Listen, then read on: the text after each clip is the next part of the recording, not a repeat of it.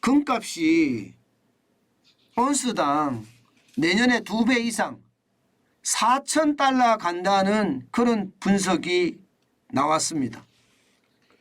야, 저도 이거를 보면서 진짜 깜짝 놀랐습니다. 누가 분석을 했느냐? 예.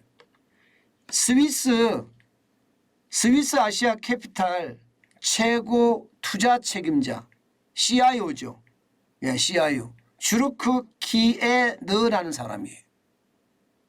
스위스의 아시아 캐피탈 최고 책임자입니다.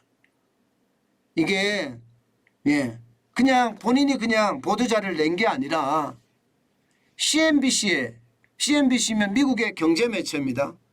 우리로 말하면 매일경제TV 같은 곳이에요. 매일경제TV. 제가 대표이사를 지냈던 매일경제TV 같은 곳인데 여기에서 예, 본인이 출연해서 이야기를 했어요. 어떻게 이야기했느냐. 금값이 내년 중에 적게는 온스당 2,500달러, 높게는 4,000달러까지 뛸 수 있다. 이렇게 이야기했습니다. 와, 충격적이죠. 지금까지 말입니다.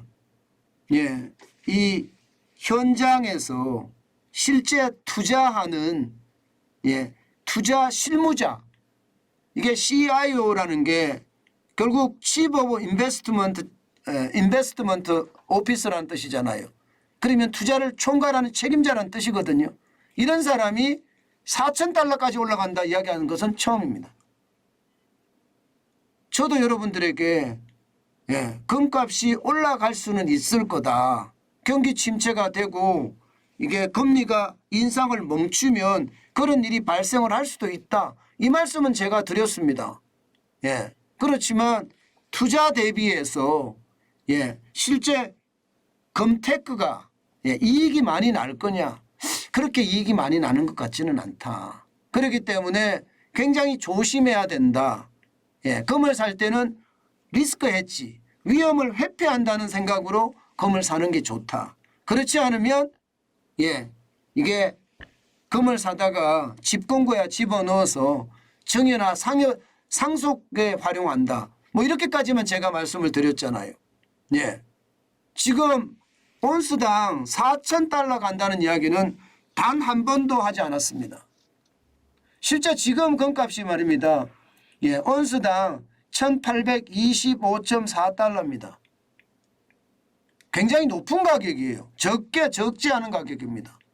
그런데 여기에서 2배 넘게 오른다고 이야기하니 시장은 화들짝 놀랄 수밖에 없죠.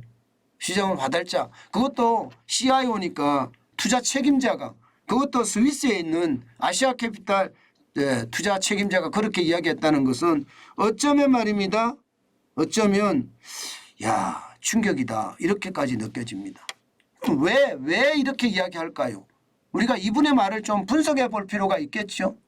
제일 중요한 것은요. 예, 내년 1분기쯤에는요. 예, 이게 금리 때문에 경제가 침체가 될 수밖에 없다는 거예요. 미국이 금리를 올리니까 각국들이 다 금리를 올렸다. 중앙은행마다 금리를 안 올린 것이 없다. 금리를 다 올렸는데 결국은 경기 침체에 대한 신호가 올 거고 경기 침체에 대한 신호는 굉장히 깊어질 거다. 이렇게 이야기합니다. 이게 금리가 더 이상 오르지 않으면 예, 이자는 고정되는 거잖아요. 예, 금에 투자할 때는 금에 투자하면 이자가 없다. 이 말이 아주 일반적으로 쓰여있잖아요. 그런데 금리도 멈추면 경기가 꼬꾸라지면 뭘 사겠느냐. 금을 살 거다. 예, 그렇게 이야기하는 거죠. 이게 금을 사는데 중요한 것은 요즘 금을 사는 추세를 보니 무섭다 이거예요. 무섭다. 예, 뭐가 무서우냐. 여러분 보시다시피 세계 중앙은행들이 금을 매입하기를 장난이 아닙니다. 올해 1분기만 하더라도 87.7톤을 매입을 했는데 2분기에는 엄청나게 늘었습니다. 예, 186톤을 매입을 했고요. 3분기에는 역대 최고예요. 399.3톤을 매수했습니다. 그러니 시장에는 뭐 금이 남아나겠습니까? 중앙은행들이 계속 매수를 하니까. 예, 중앙은행들이 계속 매수를 하니까. 실제로 말입니다. 세계 중앙은행 중에 트리키에라는 터키 31.17톤을 매수했고요. 우즈베키스탄도 26.13톤, 인도는 17.46톤, 카타르도 14.77톤이거든요. 중국이나 러시아도 굉장히 많이 금을 매입했을 거다 이렇게 예상을 합니다. 예상을 합니다. 아마도 지금 엄청난 금을 인수했을 거다 이런 예측까지 지금 하고 있거든요. 이게 여러분 그만큼 말입니다. 금에 대한 수요가 중앙은행들이 크다는 거예요. 중앙은행들이. 2018년 3분기에 역대 최대 순매수 기록을 한 적이 있는데 그때는 241톤이었습니다. 그때보다가 399.3톤이 훨씬 더 많잖아요. 그러니까 이게 금에 대한 어떤 희귀성이 귀해지고 공급은 적고 수요는 많아진다. 그러면 가격은 올라간다. 이것이 지금 지금 4,000달러까지 올라간다는 이야기입니다. 이것이. 물론 각국에서도 많이 이렇게 사들이니까 거기에 대한 어떤 수요가 굉장히 폭발할 거다. 그 때문에 올라갈 수밖에 없다는 게 지금 키에노의 이야기입니다. 이 키에노의 이야기를 들으면 진짜 뭔가 설득력이 있죠. 그죠? 설득력이 있죠. 4,000달러이 간다는 것도.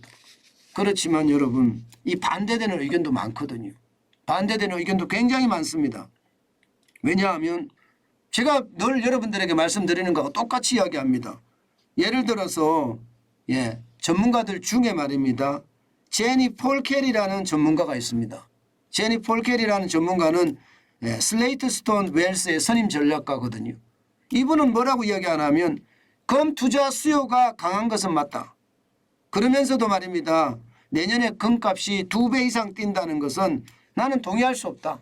4,000달러까지는 절대 가지 않는다. 이게 지금 현재로 봐서는 금값이 한 1,900달러까지 가서 저항선을 받을 거라고 보이면서 그때부터 조정이 일어날 거다. 이렇게까지 이야기하거든요. 이렇게까지. 결국 말입니다. 모두가 다 금값이 4,000달러라고 가는 것은 아니지만 워낙 충격적으로 지금 금값이 올라간다는 이야기가 있어 여러분들에게 소개해 드렸습니다. 저는 여러분들 금이라는 건 그렇다고 말씀을 드렸어요. 이게 한꺼번에 뭘 투자를 해서 한꺼번에 벼락부자가 되려고 하는 것은 쉽지 않다는 이야기 제가 계속 하고 있습니다. 금을 살락을 하면요. 이게 금이라는 건 제가 한번 보여드렸잖아요. 경기가 좋을 때 계속 사들이는 거예요. 그리고 경기가 나쁘면 금값이 올라가니까 팔 때고요. 정환진 TV를 구독하는 구독자분 중에는요. 40년 동안 금을 사신 분도 계세요. 40년 동안. 그분의 이야기가 그거예요.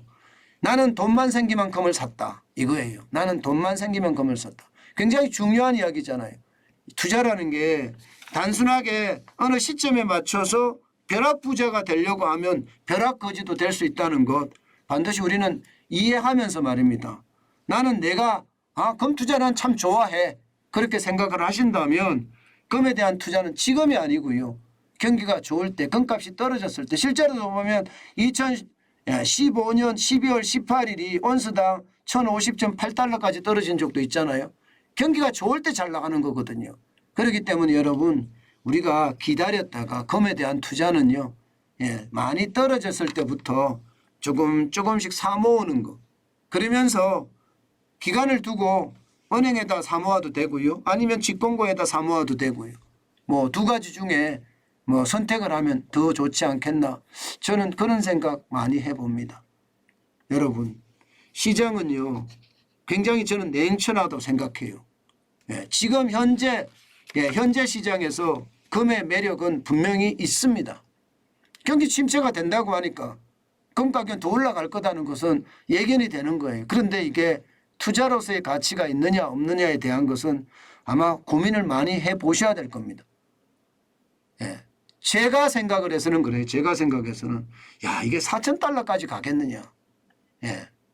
저는 그런 생각은 합니다. 그 정도로 4,000달러까지 간다면 이거는 뭐 대박이죠. 그러나 4,000달러까지 가지 않는다는 사람들도 많이 있잖아요. 그러니까 항상 감안을 하고 저는 금이라는 것은 경기가 좋을 때 장기 투자하는 것을 권합니다. 그것만이 우리는 벼락 부자도 안 될 뿐만 아니라 지옥 거지도 안 됩니다. 가장 중요한 것은요. 점진적으로 꾸준히 사면 시간이 지나면 지날수록 부자가 된다. 저는 그렇게 생각합니다. 그것만이 여러분들이 부자로 살아남는 방법이 아닐까 싶습니다. 제가 삼성전자에 한 주씩 두 주씩 저축을 하잖아요. 그게 시작점이란 뜻이거든요. 저는 더 떨어진다고 이야기를 했기 때문에 저축의 수가 적습니다. 그러나 더 떨어지면 저축은 제가 할 수 있는 제가 돈이 있는 만큼 자꾸 늘려갈 거예요. 늘려갈 거예요. 그래서 제가 부자가 될 수 있는 그런 방법을 저는 꼭 찾아내려고 하거든요. 그런 것처럼 저에 맞는 또 여러분에 맞는 투자법이 있습니다. 나는 금이 좋다. 나는 부동산이 좋다. 나는 채권이 좋다. 아니면 나는 달러가 좋다. 이렇게 생각하시면 그에 따라서 본인의 어떤 투자 철학을 가지고 아주 꾸준히 투자하는 것 굉장히 중요한 요소라고 저는 생각합니다.